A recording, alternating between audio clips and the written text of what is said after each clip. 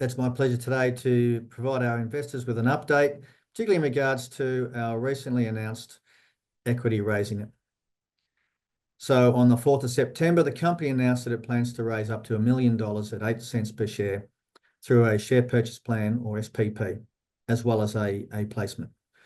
Now, the SPP provides an opportunity for all eligible Kalamazoo shareholders as of the 3rd of September to acquire up to $30,000 worth of new shares. The issue price has been set at 8 cents, which represents a discount of 16.7% to the closing price of 9.6 cents on the 30th of August, and a nearly 6% discount to the company's 5-day volume weighted average price of 8.5 cents. Alongside the SPP, we also announced a placement of $275,000 as well, which has just been also updated today to $375,000, representing placements to 2 of our major shareholders, also at the same price of 8 cents. I'll now go on to talk about the key dates of the SPP and placement, as well as what we intend to use those funds for. So I guess the key dates really is the closing date for the SPP, which is the 23rd of September, and we'll announce the results of the SPP and the issue date of the shares on the 30th of September. Just a reminder of where Kalamazoo is currently exploring today. We have major assets in the most highly rated provinces in the world today, which being the Pilbara, the Central Victorian goldfields, as well as we also have a significant base metal project in the Murchison province of the Central Yilgarn. Just what people are quite interested in at the moment is where we are at with the Ashburton gold project. As people know, in 2020, we acquired it from Northern Star Resources on a deferred consideration payment basis. And in 2023, we announced that we had delivered a new resource estimate of 16.2 million tonnes at 2.8 grams per tonne gold for approximately 1.44 million ounces of gold. This included a 10% increase in the grade across the resource base to 2.8 grams, but also importantly, it represented a 68% increase in the high confidence category of indicated category ounces. In 2024, early 2024, with De Grey Mining, we announced that they had the option to acquire the Ashburton for a total of $33 million, of which they've already paid $3 million non-refundable. Where they are at the moment is that they have been on site now for a few months now. They've been drilling a series of metallurgical test holes. They've done most of the 10-hole program now. These are large diameter holes, and had recently done something like nearly 1,200 meters of drilling. In addition to the drilling of the metallurgical drill holes, they had also done other things such as aerial photography, mine surveys, and also they are supposed to be spending, they're on track to be spending $1 million on exploration and assessment studies, that will keep the tenements in good standing. Now, De Grey are progressing very well with this program, and hopefully that will enable them to execute the deal next year. One of the key projects that we intend to spend our money from this SPP and placement raise is at the Melina West Gold Project. Those who don't know, that Melina West Gold Project is a long strike of the same shear zone that hosts De Grey's greater than 10 million ounce Hemi discovery. In previous work there, we'd done a lot of soil sampling and geological mapping, rock chip sampling, etc., that allowed us to identify 5 highly prospective targets. Back in 2022, we did do a small RC drilling program that unfortunately was rained out. But one of the results of that program was that we intersected at the bottom of the hole, on the end of a drilling line, we had a significant intercept of 1 meter at 10 grams per tonne gold. So as a follow-up activity to that, we've since done more work. Sorry, I've gone the wrong way. We've since done more work, which included a lot of 3D geophysical modelling, as well as acquiring further gravity data on ground this year.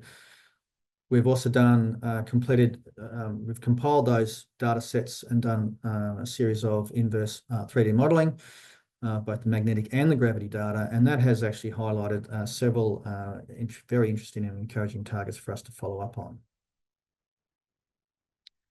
In particular, we have actually designed a 6-hole RC drilling program, approximately 1,100 meters of drilling. But the bulk of that is actually designed to follow up that particular high-grade intercept. That involves 4 holes, one of which is actually going down the same hole to extend that hole. This program is already fully permitted and also has all its requisite heritage clearance survey. So it is ready to go. And we will be doing this before it gets too hot later this year.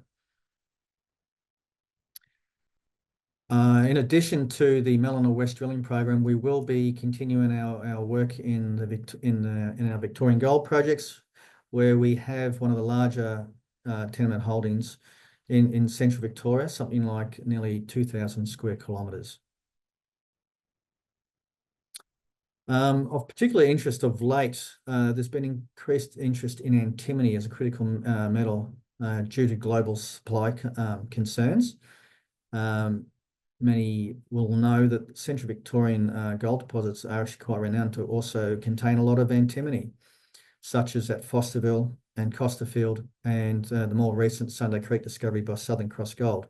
All have very high-grade gold, but also have contained quite elevated to high-grade antimony as well. So much so that the Costerfield mine actually produces, in addition to gold, a antimony concentrate. So in 2022, the company had announced that we'd actually found a gold antimony mineralized system at our South Muckerford gold project. We did some drilling there, mainly focused around the Fentimans Reef, which is a historic old mine site there, where they had reported production of up to an ounce per tonne gold and very high-grade antimony loads up to 42% antimony. Our best in that particular RC drilling program was 1.4 grams per tonne hit, as well as up to 0.25% antimony. So with the renewed interest in antimony, we are now actually going back to this project to review all the data that we previously collected, with the idea that hopefully we'll find some more drilling targets to follow up on.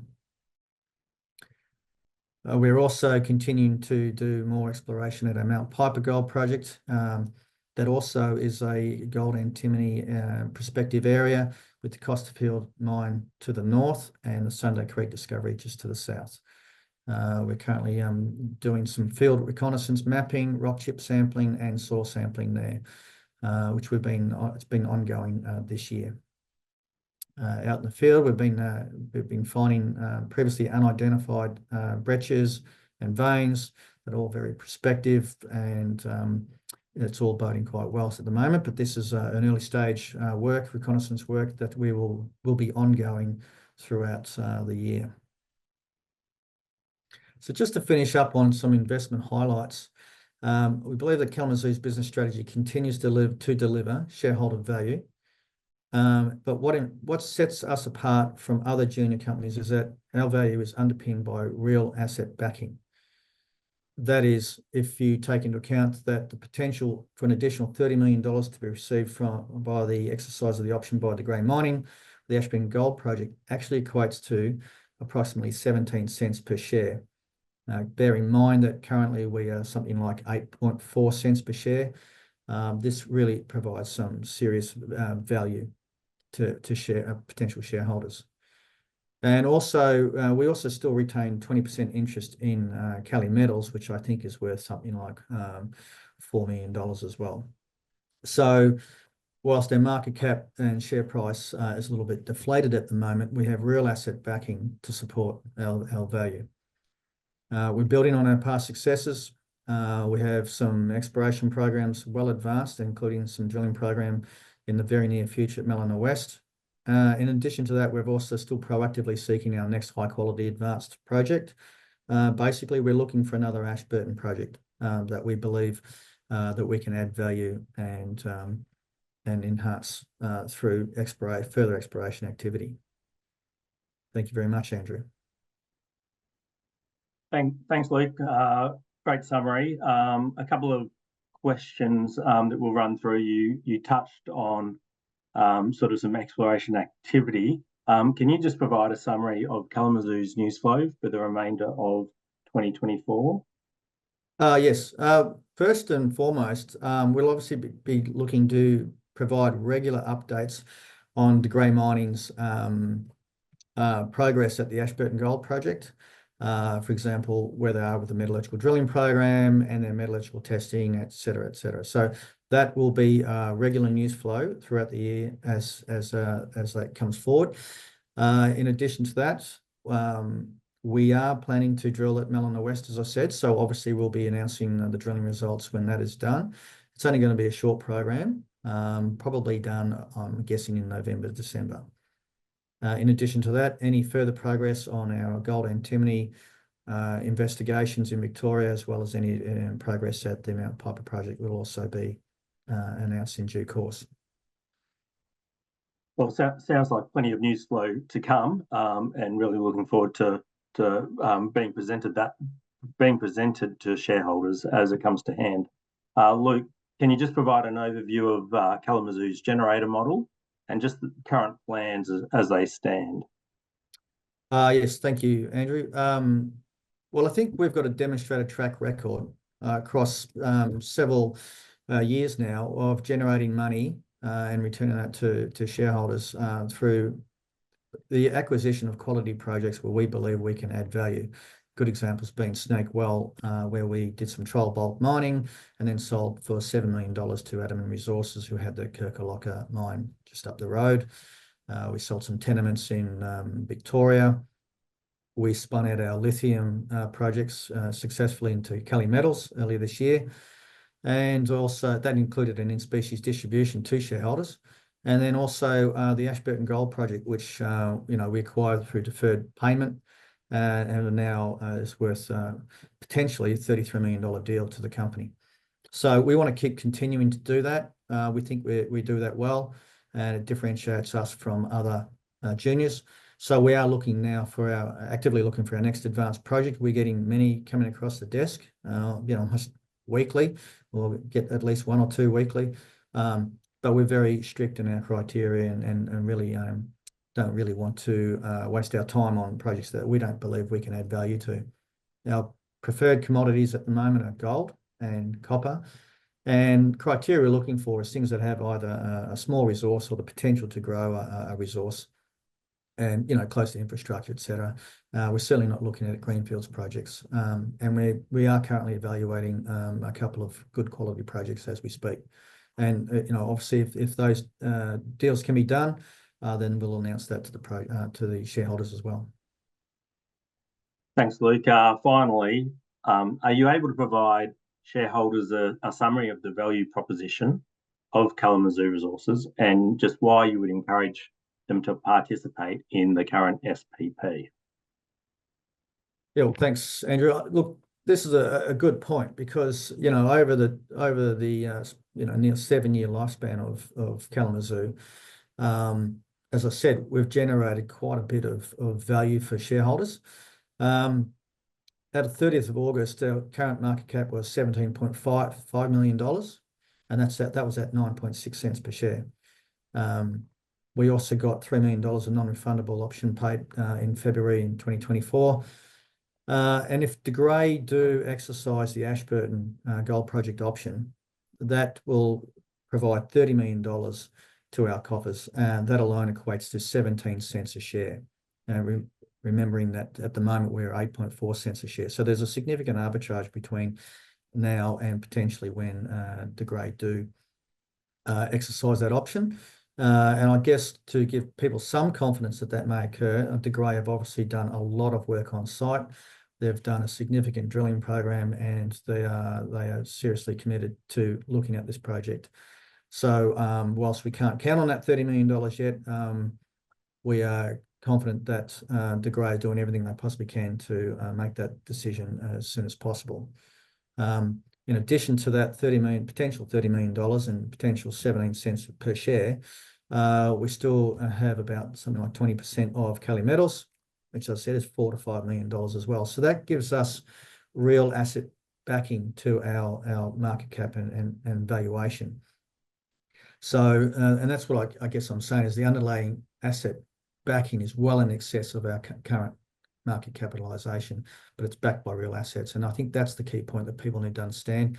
In addition to that, all the other exploration projects that I talked about in the programs have been given effectively nil value in our current share price and market capitalization. So that's where the real value proposition is, and that's where I think I would encourage investors to get involved in the SPP. Excellent. Luke, thank you very much for providing the overview for shareholders today. There's certainly a lot of activity happening for Kalamazoo Resources, and we look forward to hearing from you again soon. Thanks very much. Thanks, Andrew. Cheers.